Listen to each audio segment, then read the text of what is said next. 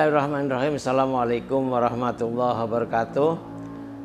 Pemirsa, kali ini saya ingin mereview barang-barang apa saja yang perlu dibawa pada saat kita beribadah umroh. Selain ada perlengkapan yang sudah disiapkan oleh penyelenggara umroh.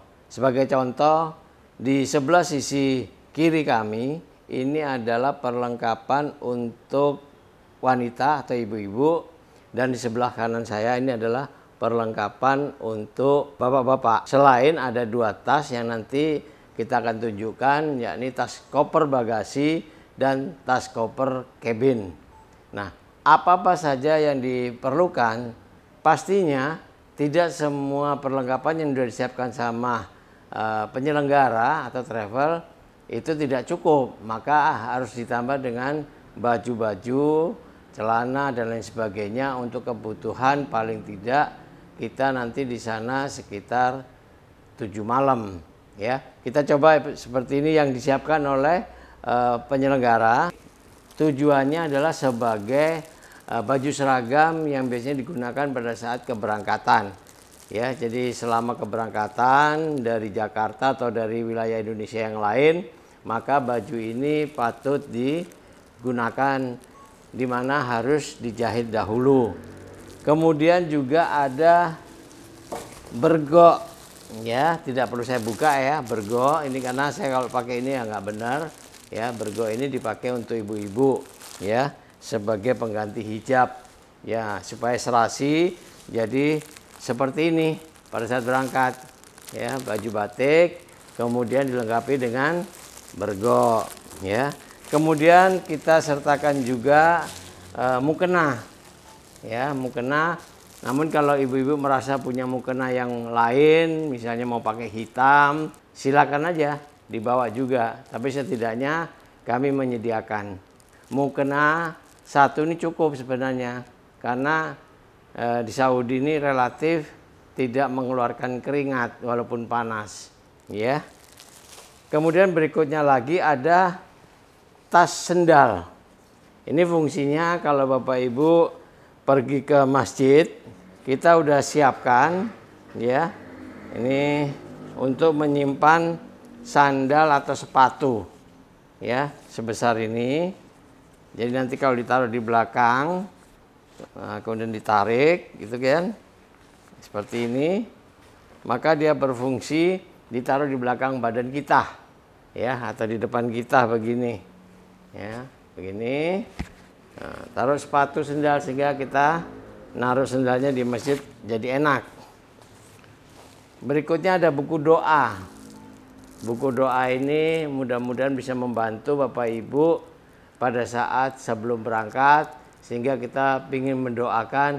Adanya di buku ini cukup lengkap doanya, doa untuk umroh maupun doa untuk kebutuhan yang lain-lain ya. Kemudian juga ada tas. Tas ini nanti ada di dalamnya, ini ada cantolan, jadi bisa dipakai kemana-mana setiap hari. Tujuannya apa? Mungkin mau naruh aqua di dalamnya yang kecil, mungkin dompet, mungkin handphone, dan juga hal-hal yang dirasa perlu, obat dan lain sebagainya. Nah, ini dipakai sejak dari berangkat dari Indonesia sampai pulang. Nah, Syal ini akan digunakan ya pada saat keberangkatan maupun sampai kepulangan. Tujuannya apa syal ini? Ini untuk mempermudah pengenalan kita ya, atau mutawif, sehingga kalau merasa lepas dari rombongan, dengan adanya syal ini mudah dikenali ya. Ada begini, ada yang selempangkan begini, terserah ya gimana enaknya. Ada yang juga mungkin dibuat dasi seperti ini ya. Nah, ini dibuat dasi, baik laki maupun perempuan nyaman-nyaman aja gitu ya. Nah, begini. Jadi baik laki maupun perempuan akan mendapatkan ya. Itu kira-kira gambarannya. Dan barang-barang apa saja tambahannya, tentunya yang nanti akan diberikan oleh perusahaan, yaitu ID card, tanda pengenal ya, itu tambahannya. Saya kira itu untuk kebutuhan perempuan. Nah, kalau misalnya ditambahkan pakaian apa saja, ya tentunya bagian pakaian dalam, ya, kemudian mungkin daster, ya, mungkin juga baju gamis, ya. Tapi kalau Bapak Ibu merasa kesulitan beli gamis di Indonesia, gamis di Saudi khususnya di Madinah terjangkau, ya, sangat murah. Itu kira-kira untuk perempuan. Bagaimana dengan laki? Nah, kalau laki-laki hampir sama, cuman bedanya kalau perempuan menggunakan mukena, kalau laki-laki akan dilengkapi dengan kain ihram. Nah, ini kain ihramnya, ya, tidak perlu saya lepas, dan saya tidak perlu juga bagaimana praktek menggunakan kain ihram, karena banyak sekali yang ada di YouTube, ya, metode pemakaian kain ihram. Dan di Al Jazeera TV pun juga ada bagaimana cara menggunakan ihram. Dan nantinya biasanya juga disampaikan pada saat kita melakukan manasik, disertakan juga sabuk. Nah, sabuk ini relatif bisa dipakai bisa enggak, tapi kebanyakan dipakai. Tas sama, ya, tas sama. Kemudian tas sendalnya pun juga sama, ya, nggak ada bedanya laki sama perempuan, ya. Kemudian salnya pun juga sama, ya. Kemudian bajunya pun sama, kain seragamnya dipakai pada saat keberangkatan. Kalau perempuan bisa berbagai macam model atau dikombinasi supaya kelihatan lebih bagus, lebih menarik. Tapi kalau laki-laki rata-rata dipakai dengan bentuk kemeja. Nah, ini buku doa sama. Nah, bagaimana dengan laki-laki? Apalagi tambahan yang perlu dibawa? Mungkin sebagian jadi menggunakan kain atau ada istilahnya sarung, ya. Ada sebagian bilang kain, ada sebagian bilang sarung. Gimana nyamannya? Boleh aja pakai bawa sarung. Kemudian mungkin beli baju koko, ya. Bawa baju koko 2 biji lah. Kalau punya gamis, beli gamis, bawa gamisnya. Kalau nggak ada, di Madinah banyak, ya, di Mekah ada, ya, dan mahal. Tapi kalau mau bawa dari Indonesia, silakan, ya.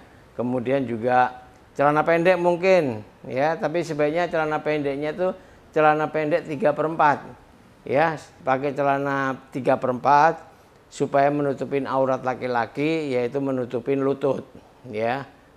Kalau punya, kalau nggak punya ya terpaksa pakai sarung nanti di dalam kamar, ya. Jangan sampai pakai celana pendek pemain bola, nanti wah, kalau warnanya putih nggak apa-apa, tapi kalau warnanya agak-agak gelap kan nggak enak dipandang mata, ya. Nggak perlu banyak-banyak bawa. Nah, nanti karena dapat 2 tas, maka tas yang cabin itu diisi, kalau misalnya kita transit, diisi ganti. Karena kita biasanya kalau transit tidur semalam di satu tempat, misalnya entah di Malaysia, di Oman, atau di mana aja, kalau ada perjalanan yang harus menginap di satu tempat, maka tas cabinnya itu harus siapkan baju ganti. Tas bagasinya, karena akan ketemu nanti di Saudi, sehingga kita nanti kalau mau ganti ada di tempat-tempat transit, ya, itu ada di tas cabin. Nanti kita tunjukkan tas cabinnya, ya. Kemudian tas bagasi kalau memang kelihatan besar, jadi jangan diisi penuh-penuh. Kenapa? Kalau diisi berangkat sudah penuh, pulangnya kita nggak bisa belanja oleh-oleh, ya. Jadi tas bagasi itu diisi seperlunya aja. Kalau perlu kita beli di sana juga murah, harganya nggak terlalu mahal. Dan kalau memang sudah punya semua, bawa ada sebagian-sebagian, nggak perlu dibawa semuanya, ya. Saya kira demikian, ya, review kami, mudah-mudahan bermanfaat. Wabillahi taufiq wal hidayah. Wassalamualaikum warahmatullahi wabarakatuh.